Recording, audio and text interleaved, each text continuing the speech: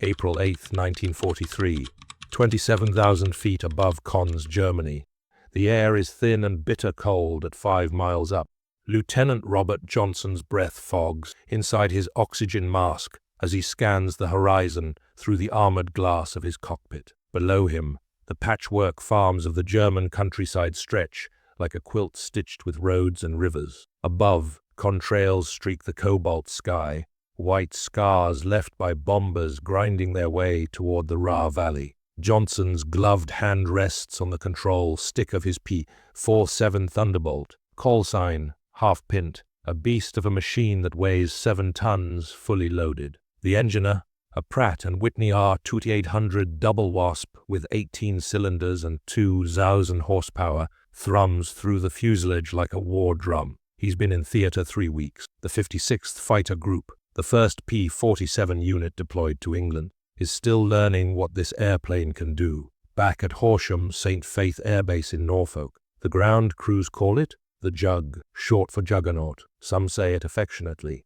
Others say it with doubt. The British pilots who see it taxiing past their graceful Spitfires shake their heads. Too big, they say. Too heavy. A milk truck with wings. Johnson has heard the jokes. He's felt the skepticism in every briefing room handshake. But he's also felt the power. The Thunderbolt is the largest single engine fighter ever built by the Americans. Its fuselage is as wide as a barrel. Its wings are thick and stubby. It doesn't knife through the air like a Messerschmitt. It dominates it, and buried in those wings, 4 guns per side, are 8 Browning M2, 50 caliber machine guns. Each gun fires 800 rounds per minute. Together, they spit 100 rounds every second. Johnson has seen what they do to ground targets during strafing runs. He hasn't yet seen what they do to another fighter. He's about to. Bandits. 11 o'clock high. 4 contacts, maybe more.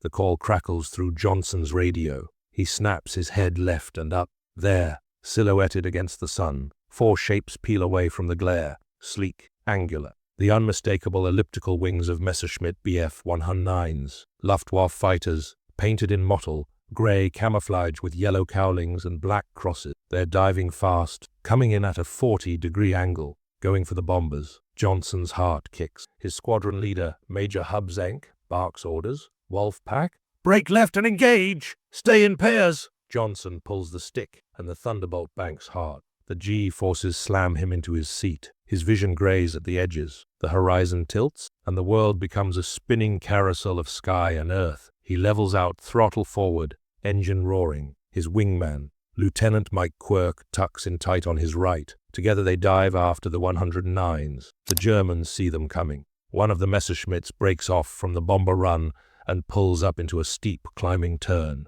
The pilot is good, confident. Johnson watches the 109 arc gracefully through the sky, its lines clean and predatory. The German probably thinks he's got the advantage. His plane is lighter, more maneuverable. The American's machine is a lumbering giant. This should be easy. The 109 rolls and comes around head-on. Johnson doesn't flinch. He shoves the throttle to the firewall. The Thunderbolt surges forward, picking up speed like a freight train on a downhill grade. The distance between the 2 fighters collapses. 2,000 yards, 1,500, 1,000. The 109's nose lights up with yellow flashes. 20 Nemrun cannon rounds and 7.92 Mrs machine gun fire streak past Johnson's canopy, snapping through the air like invisible whips. 1 round pings off the armored glass in front of him, spider webbing the reinforced pane, but not penetrating. Johnson's finger hovers over the trigger. 800 yards, 700. He squeezes. The Thunderbolt erupts. All 8 Brownings open fire at once. The sound is apocalyptic. A chainsaw ripping through steel, magnified 100-fold. The entire aircraft shudders from the recoil. Tracers arc out in a cone of white, hot light, every 5th round glowing as it tears through the air. The rate of fire is so intense, it looks like a solid beam of destruction. The 109 flies straight into it. Johnson sees the hits in real time. The first burst stitches across the Messerschmitt's left wing, punching holes the size of fists through the aluminum skin. Pieces of metal peel away and tumble into the slipstream. The second burst walks up the fuselage. The canopy shatters. The engine cowling disintegrates. Smoke pours from the nose. The 109 shudders violently its trajectory collapsing into a wobbling, uncontrolled descent. Johnson flashes past, missing the dying fighter by less than 50 feet. In his mirror, he sees it spiral downward, trailing black smoke and debris. The pilot either dead or unconscious at the stick. Quirk's voice crackles through the radio. Jesus Christ. Bob, you shredded him. Johnson doesn't respond. His hands are shaking. His pulse hammers in his ears. He's just scored his first kill. But there's no time to process it. 2 more 109s are turning in behind them, and the sky is full of angry Germans who just watched their comrade fall. The laughter is over. The Luftwaffe is about to learn what the jug can do. Johnson yanks the stick hard right, rolling the Thunderbolt into a diving spiral. The horizon spins, sky, earth, as he bleeds altitude and speed, trying to shake the 2 109s on his tail. He can feel them back there, hungry and closing. The radio is chaos now, pilots shouting vectors, calling out bandits, screaming warnings. Someone's hit, someone's going down. The air over Konz has become a knife fight in a phone booth, and every man is fighting for his life. Break left, Quirk yells. Johnson hauls the stick over. The Thunderbolt responds with brutal authority, its massive weight translating into momentum that carries him through the turn faster than the lighter 109s can compensate for. Cannon rounds streak past his right wing, missing by inches. He levels out at 22,000 feet, breathing hard, scanning. Where are they? Where? There. 1 o'clock low. A Fock, Wolf 190, painted in grey-green splinter camouflage, pulling up from a firing pass on a B-17. The German fighter is closer to the ground, climbing back toward the bomber stream. Johnson doesn't think. He pushes the nose down and dives. The Thunderbolt accelerates like a stone dropped from a cliff. This is where the jug shines. In a dive, nothing can catch it. The thick wings and heavy frame that make it sluggish in a slow speed dogfight become assets when gravity takes over. Johnson watches the airspeed indicator climb 350 knots, 400, 450. The control stick goes stiff. The airframe groans. The engine screams. The Fock, Wolf, pilot, doesn't see him coming until it's too late. Johnson opens fire at 600 yards. The 8.50 cals roar again, and the weight of fire is staggering. Each gun is loaded with a mix of armor, piercing incendiary, tracer, and ball ammunition. The incendiary rounds burn white, hot on impact, igniting fuel and hydraulics. The armor, piercing rounds punch through steel plate like paper. The ball rounds tear through aluminum, canvas, flesh. The Fock, Wolf's tail section disintegrates under the onslaught. The rudder shears off. The elevator crumples. The fuselage splits open like a gutted fish. The foe 190 snaps into a flat spin and plummets earthward, trailing fire and wreckage. Johnson pulls out of the dive, his vision tunneling from the G-forces. His lungs burn, his arms ache, but he's alive, and 2 Germans aren't. The scorecard is turning. Across the engagement zone, the rest of the 56th is holding its own. Major Zenk, flying lead, has just flamed a 109 that tried to bounce him from above. The German made the mistake of following Zemk into a dive. Bad idea. The Thunderbolt outruns everything in a dive, and Zenk simply pulled away, looped back, and shot the 109 to pieces from behind. Captain Walter Cook, flying Jersey Jerk, puts a 3-second burst into another 109 at point-blank range. The Messerschmitt explodes mid-air, the wings folding upward like a closing book before the whole aircraft tumbles into a fireball. But the Luftwaffe isn't running. These aren't green pilots, they're veterans. Jagdgeschwader 26, one of the most decorated fighter wings in the German Air Force. Call sign, Schlaggeter. They've been fighting since Poland, since France, since the Battle of Britain. They know their aircraft. They know their tactics, and they're not impressed by the new American fighters. Not yet. Hauptmann Klaus Mietusch, a 30 Victory Ace flying an Fu-190, pulls into a chandelle, a climbing, turning maneuver designed to bleed speed and reverse direction. He's trying to get on the tail of a Thunderbolt flown by Lieutenant Fred Christensen. The American sees him coming and tries to outturn him, but the jug is too heavy. The 190 is tighter, quicker in the turn. Mietusch slides in behind Christensen, steadies his gun sight, and fires. 20 Nemin cannon shells hammer into Christensen's right wing. Explosions ripple along the trailing edge. Pieces of metal tear away. The wing root begins to glow red hot. Christensen's cockpit fills with smoke. He's hit bad. Fuel lines severed. Hydraulics bleeding out. Any other fighter would be finished. But this is a Thunderbolt. Christensen shoves the throttle forward and dives. The wounded Jug plunges earthward, trailing smoke and fuel vapor. Metish follows, confident he's scored the kill. But as the altimeter unwinds, the Thunderbolt doesn't break apart. The wing doesn't fold. The engine doesn't seize. The R-2800 double wasp, built like a bank vault, keeps running, and Christensen keeps flying. At 10,000 feet, he pulls out of the dive. The G-forces are crushing, but the airframe holds. Metish, stunned, watches the American disappear into a cloud bank, still airborne, still fighting. He breaks off the pursuit. He's burning fuel, and the bombers are getting away. Back at altitude, Johnson regroups with Quirk and 2 other Thunderbolts from his flight. They form a defensive wheel, circling to cover each other's tails. The 109s and 190s are pulling back now, retreating toward their bases in France. The engagement has lasted 12 minutes. 12 minutes of hell. The sky is empty, except for the bombers droning east and the scattered wreckage spiraling down. Johnson's hands are still shaking. He looks down at the gun button on his stick. The barrels of his 8.50 cals are probably glowing cherry, red right now, radiating heat into the frigid air. He's fired maybe 400 rounds total. He has 1,600 left. The radio crackles. Zemke's voice, calm and steady. Wolfpack, form up on me. We're heading home. The Thunderbolts fall into formation, turning west toward England. Below them, 2 funeral pyres mark where the 109 and the Fu 190 went down. As they cross back over the border into Belgium, Johnson looks out at the other P-47s around him. Big, heavy, brutal. The Jug, the Luftwaffe had laughed at them. They're not laughing anymore. The debriefing room at Horsham St. Faith is thick with cigarette smoke and adrenaline.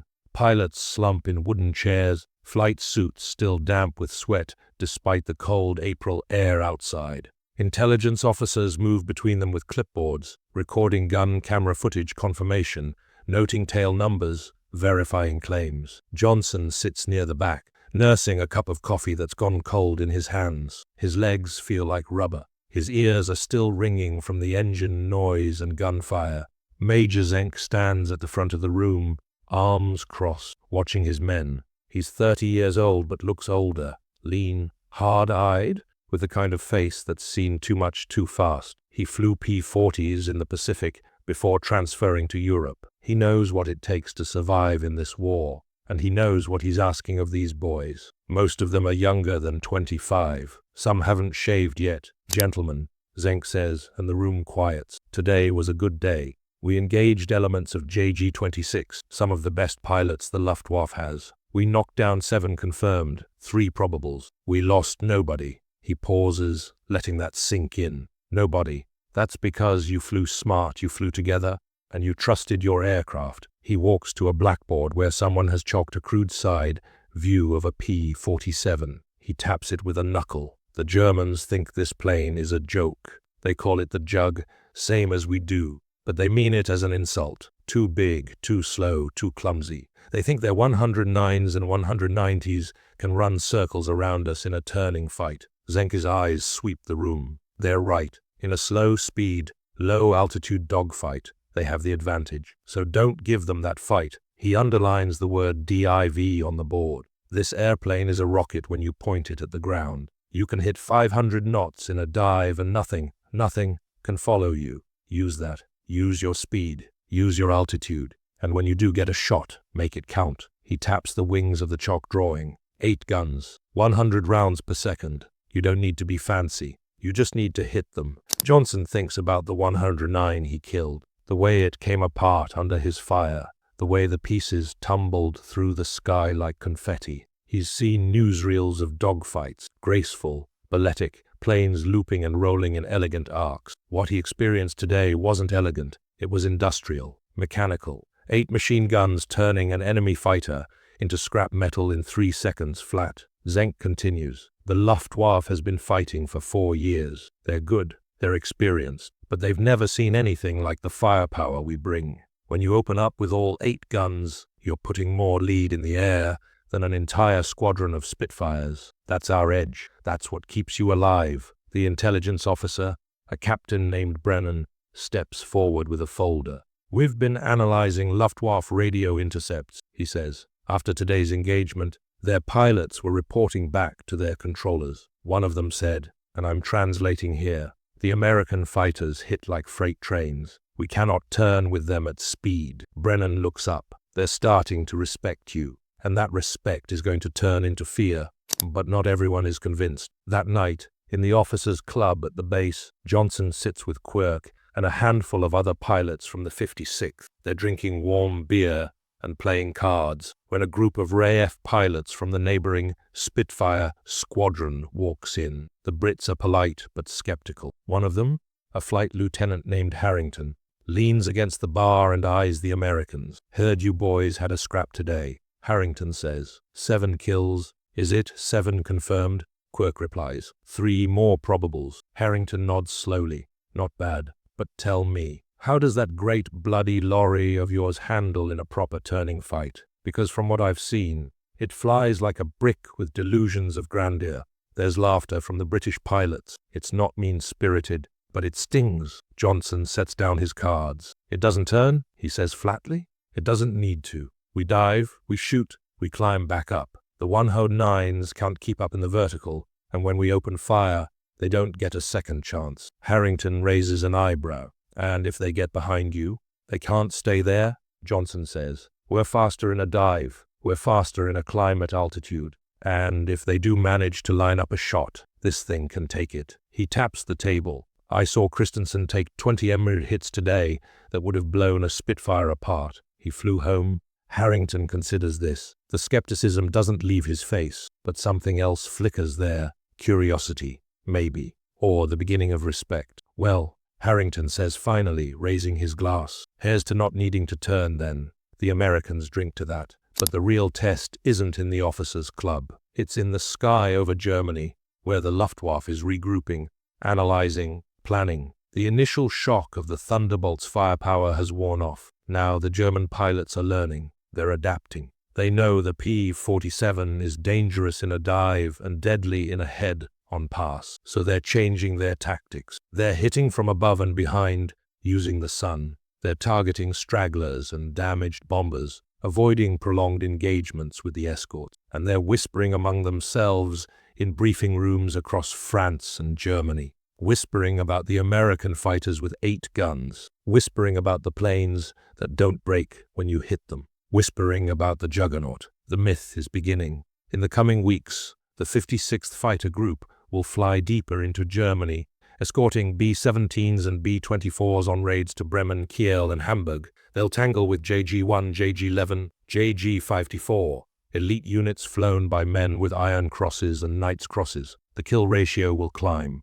5-1, 6-1. The Thunderbolt pilots will learn to exploit every advantage their aircraft gives them: speed, firepower, durability. And the Luftwaffe will learn to fear the sound of 8.50 caliber Brownings spooling up behind them. Johnson lies in his bunk that night, staring at the ceiling. He can still feel the recoil of the guns in his hands, still see the 109 coming apart. He wonders if the German pilot had a name, a family, a girl back home. Then he stops wondering, because that way lies madness. This is war. You kill or you die. The Jug gives him the tools to kill. That's all that matters. Outside, the wind rattles the windows of the Nissen hut. Somewhere in the darkness, ground crews are rearming the Thunderbolts, reloading the guns, patching the holes, getting them ready for tomorrow. Because tomorrow, they fly again. June 26, 1943, 28,000 feet above Villacable, France.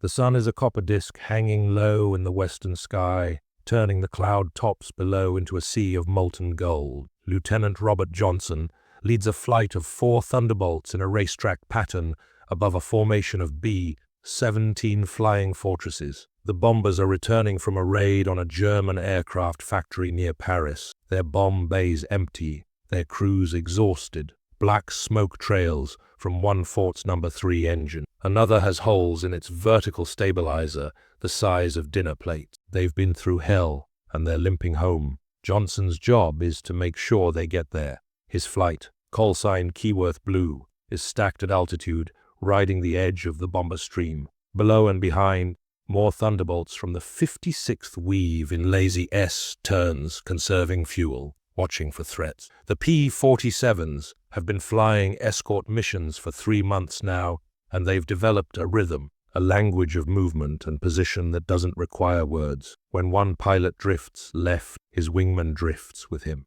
When someone climbs, the others adjust. They move like a school of fish, each aircraft an extension of the others. The radio crackles. Keyworth leader, this is Kingpin. We have boggies inbound, you're 6 o'clock, 15 miles, high and fast. Estimate 2 staffels, that's 18, plus bandits. Johnson's blood turns to ice water. 2 staffels, that's a coordinated attack. The Luftwaffe has been getting bolder, throwing larger formations at the bomber streams, trying to overwhelm the escorts with sheer numbers. He keys his mic. Keyworth blue copies. All flights, check your 6 and climb. Bandits inbound. He pulls back on the stick and feeds in throttle. The Thunderbolt claws for altitude. The supercharger screaming as it forces air into the big radial engine. Around him, the other P-47s follow suit, rising like a flock of predatory birds. Johnson scans the horizon behind him, squinting into the glare of the setting sun.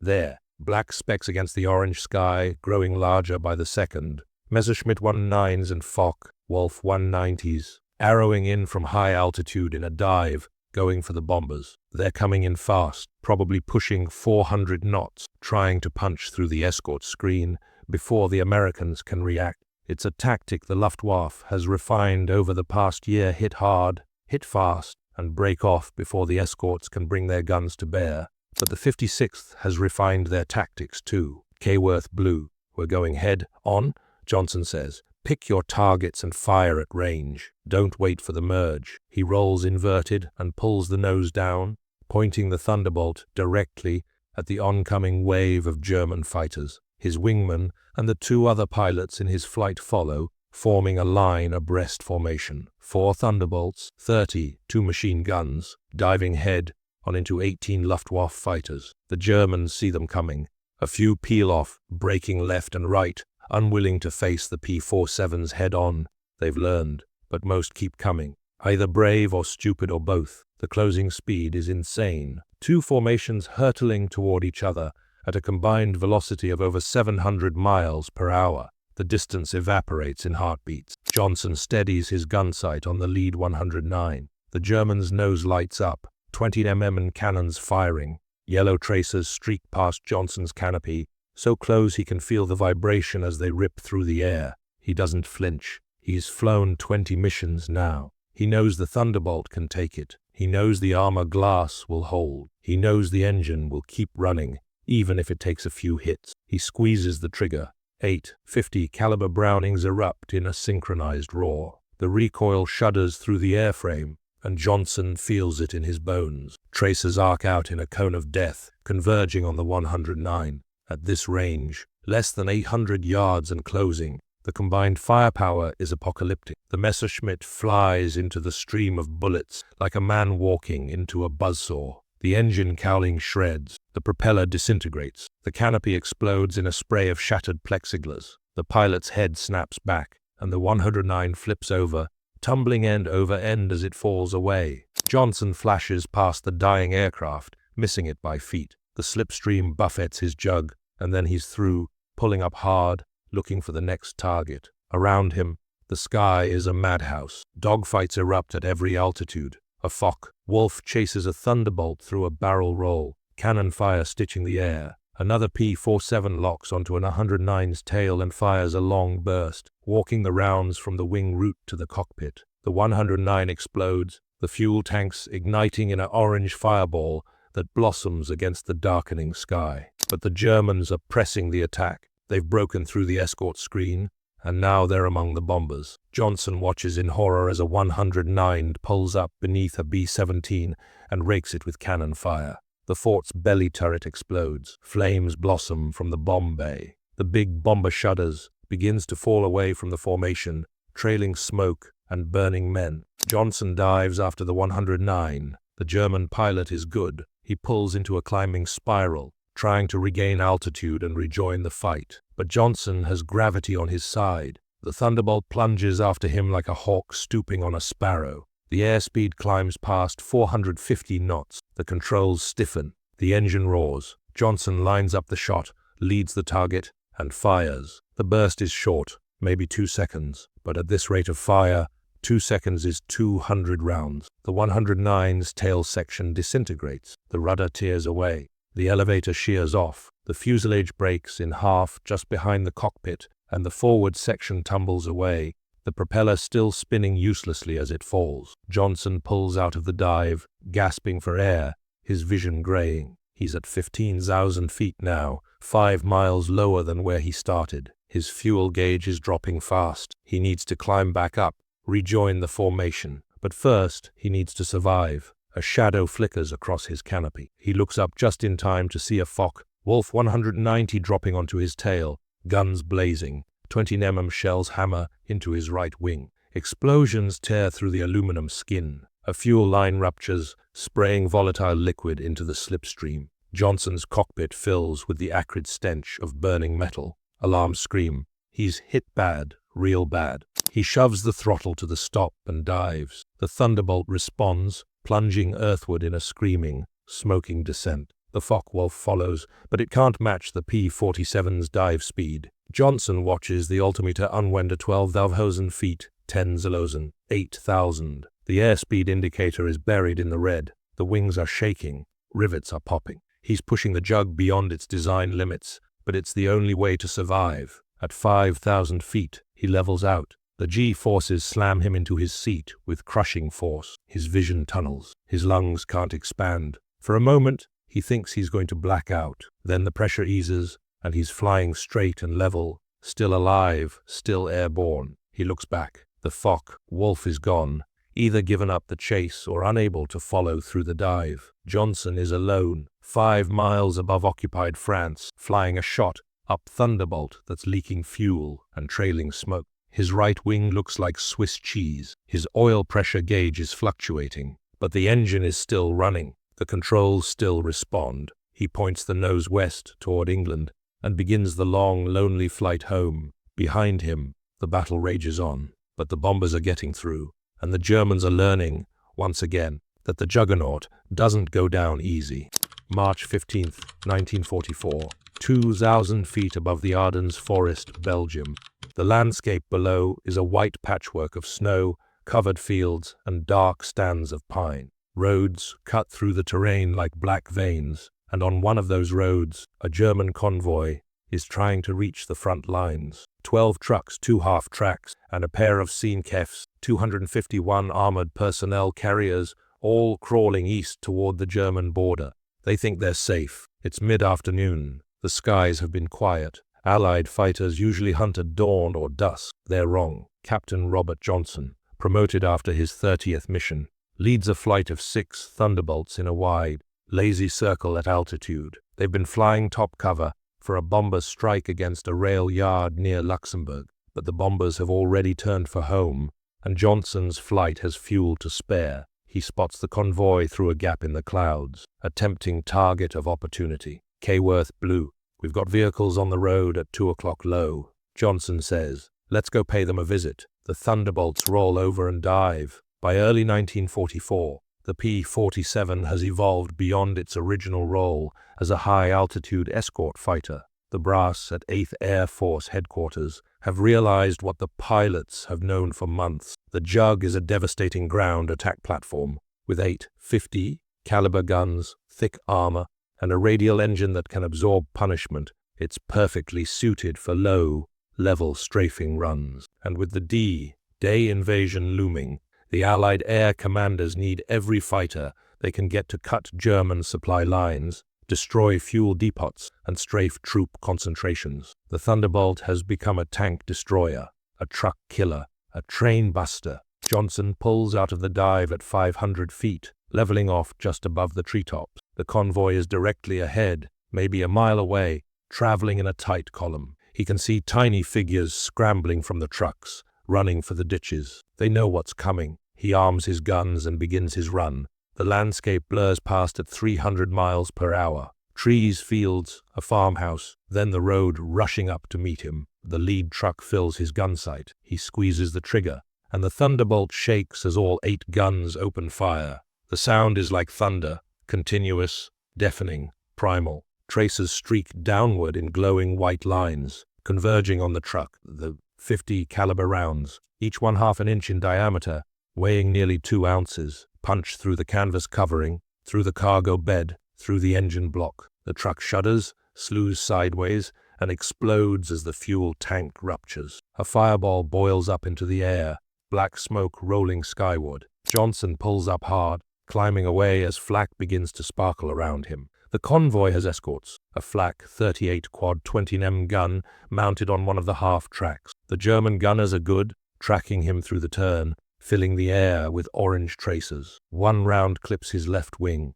tearing a fist-sized hole in the aluminum. Johnson ignores it. He's taken worse. Behind him, the other 5 Thunderbolts make their runs. Lieutenant Quirk dives on the second truck, his guns turning the vehicle into shredded metal and burning rubber. Another P-47 targets the half track with the flak gun, silencing it in a hail of armor, piercing rounds that shred the gun crew and detonate the ammunition. The explosions are enormous, secondary blasts that send debris tumbling across the road. The convoy is disintegrating. Trucks burn. Men scatter into the forest, abandoning their equipment, desperate to escape the killing zone. The Thunderbolts make pass after pass, methodical and relentless, until nothing on the road is moving. 12 trucks destroyed, 2 half tracks in flames, over 100 German soldiers dead or wounded, and tons of supplies going up in smoke. It takes 4 minutes. Johnson pulls up and circles, surveying the damage. The road is a junkyard of twisted metal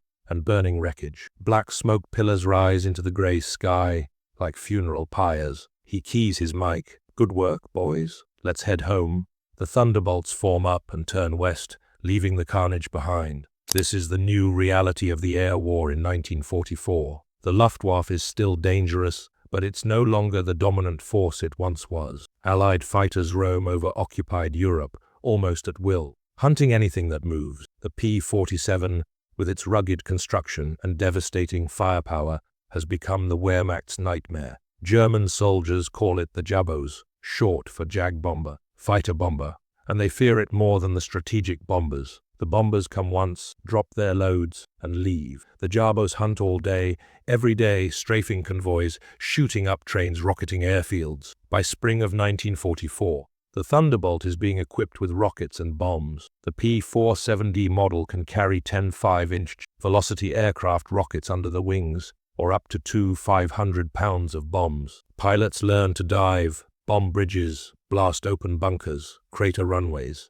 The plane that was designed to fight at 30,000 feet is now spending most of its time below 5,000, skimming the treetops, turning the German countryside into a free fire zone, and the kill ratio keeps climbing. By mid-1944, the 56th Fighter Group alone has racked up over 400 confirmed aerial victories, more than any other American fighter group in Europe. Johnson himself has 11 kills and is an ace twice over. Major Zemk has been promoted to colonel and commands the entire group. The Wolf Pack, as they call themselves, has become legendary. Their Thunderbolts sport shark-tooth nose art, kill markings, and names painted in bold letters. Spokane Chief, Bonnie, Penrod, and Sam. But the cost has been high. Not every pilot makes it home. Some are shot down over Germany and captured. Others bail out over the channel and drown before rescue can reach them. A few simply vanish. Last seen diving into a cloud bank,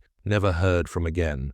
Johnson has lost friends, watched wingmen spiral down in flames, listened to final radio calls that cut off mid-sentence. War is a grinder, and the grinder is always hungry. On April 8, 1944, exactly 1 year after Johnson's first kill, he's flying escort over Brunswick when his flight is bounced by a group of Fu-190s. The Germans come out of the sun, fast and coordinated, and Johnson finds himself in a desperate scissors maneuver with 2 190s trying to sandwich him. He's turning hard, bleeding energy, when one of the Germans gets a shot. 20 NEM shells hammer into Johnson's engine.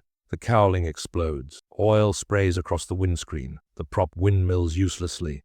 The Thunderbolt shudders and begins to lose altitude. Johnson is going down, but he's over friendly territory, barely. He nurses the crippled jug westward, coaxing every foot of altitude out of the failing engine. The controls are sluggish. The airframe is vibrating like it's coming apart. He crosses the front lines at 3,000 feet, the engine seizing, smoke pouring from the nose. At 500 feet, he spots a field, freshly plowed, muddy, barely long enough. He puts the Thunderbolt down, gear up in a controlled crash landing. The belly hits the mud and the aircraft plows forward, tearing through the soft earth, shedding pieces. Tail wheel, wing tips, access panels. It slides for 300 yards before grinding to a halt in a spray of mud and torn metal. Johnson pops the canopy and climbs out, shaking, covered in oil and dirt. He stands on the wing and looks at his airplane. The fuselage is riddled with holes. The engine is destroyed. The wings are crumpled. But he's alive because he was flying a Thunderbolt, and the Thunderbolt doesn't quit. May 8th, 1945. Horsham St. Faith Air Base, Norfolk, England. The war in Europe is over. The announcement comes through at 1500 hours. Germany has surrendered unconditionally. Hitler is dead. Berlin has fallen. The Third Reich, which was supposed to last 1,000 years, has lasted 12. In cities across Britain and America, people pour into the streets, dancing, crying, celebrating. Church bells ring. Sirens wail. Strangers embrace. At Horsham St. Faith, the reaction is more subdued. Robert Johnson, now Major Robert Johnson, with 27 confirmed kills and a Distinguished Service Cross, stands on the flight line, watching ground crews paint one final kill, marking on the nose of a P-47D. The Thunderbolt's aluminum skin is dented and patched, the paint faded from 3 years of combat, but it's still flying, still ready. The crew chief, a tech sergeant named Kowalski, who's been with the 56th since England, runs his hand along the fuselage like a man saying goodbye to an old friend. "Hell of a war, sir," Kowalski says. Johnson nods. Hell of a war. He thinks about the journey, how it started in April 1943 with a flight of brand new P-47s that everyone doubted, and ended here, 25 months later, with the Thunderbolt proven as one of the most successful fighters in aviation history. The numbers tell part of the story: 752 aerial victories against Luftwaffe fighters, a kill ratio of 4.6 to 1, nearly 5 German aircraft destroyed for every Thunderbolt lost in air combat, over 746,000 sorties flown, thousands of trains destroyed, tens of thousands of vehicles obliterated, hundreds of bridges cratered. But numbers don't capture what it felt like. They don't capture the weight of the control stick when you rolled into a dive, or the way the guns shook the entire airframe when you opened fire. They don't capture the relief of hearing your wingman's voice on the radio after a dogfight, confirming he's still there, still alive.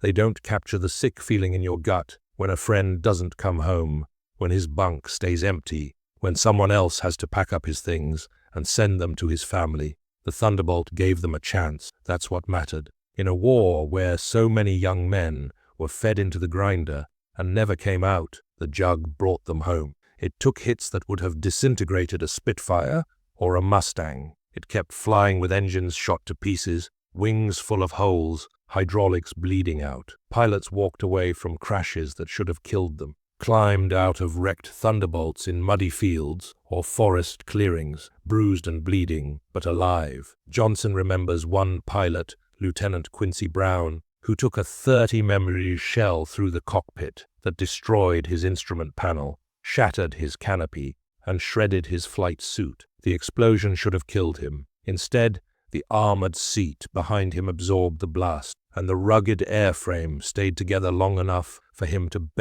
land in a farmer's field near Antwerp. Brown was back flying 2 weeks later, same airplane, patched and ready. That was the Thunderbolt, unbreakable, unstoppable, the juggernaut. Across the airfield, pilots gather outside the operations building, drinking liberated German beer and whiskey, swapping stories, laughing too loud. Some are crying. Colonel Zemke, who was shot down over Germany in October 44 and spent the rest of the war as a PO, isn't here to celebrate with them. But his legacy is everywhere. The tactics he developed, the aggressive spirit he instilled, the relentless pursuit at excellence. All of it lives on in the men he trained. Johnson walks over to his own P-47, the one with half-pint, painted on the nose and 27 small swastikas stenciled beneath the canopy. He climbs up on the wing and sits in the cockpit one last time. The seat molds to his body, familiar as an old jacket. His hands find the controls automatically: throttle, stick, rudder, pedals. He looks out through the armored glass windscreen, imagines the sky full of bandits, imagines the radio crackling with warnings and vectors, imagines his finger on the trigger and 8 Brownings roaring to life. But the sky is empty now, peaceful, blue and infinite. The war is over, and the Thunderbolt has earned its place in history. In the final accounting, the P-47 flew more missions than any other American fighter, 546 those in the European theater alone. It destroyed more ground targets than any other aircraft, turning the French and German countryside into a graveyard of burnt-out locomotives, smashed tanks, and cratered roads. On D-Day, Thunderbolts provided close air support for the troops storming the beaches, strafing German positions, bombing pillboxes, clearing the way for the infantry. During the Battle of the Bulge, P-47s broke the back of the German offensive, destroying fuel convoys and supply columns, leaving panzer divisions stranded and helpless. And in air-to-air combat, it proved the skeptics wrong. The plane that was too big, too heavy, too slow became a fighter ace's dream. Pilots like Johnson, Zank, Francis Gabreski, Walker Mahurin, and dozens of others racked up kills in double digits, exploiting the Jug's strengths, speed, firepower, durability to devastating effect. The Luftwaffe learned to fear the sound of those 8 guns, learned that you couldn't outturn a Thunderbolt because you didn't need to, when it could simply dive away and come back with an altitude advantage and 1,000 yards of effective gun range. The Germans had laughed at the Jug when it first appeared, called it clumsy, called it a flying bathtub, called it easy meat. By 1945, they weren't laughing, they were running. Johnson climbs down from the cockpit and stands beside his aircraft one last time. He thinks about the men who didn't make it, the pilots whose luck ran out, who were shot down over Germany or France or Belgium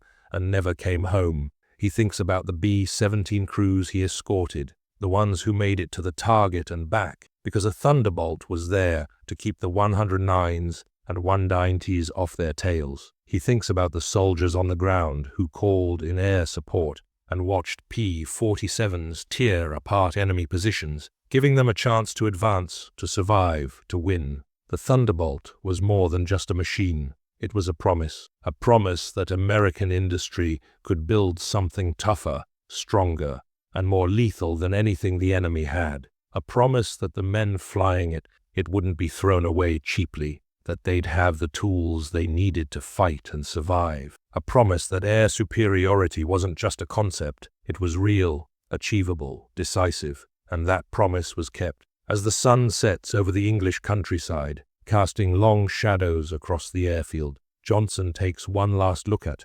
half-pint. The big radial engine is silent, the propeller is still, the guns are cold. The war is over, and this fighter, this brutal, beautiful, unstoppable machine, has done its job. The Juggernaut has earned its rest, and so have the men who flew it.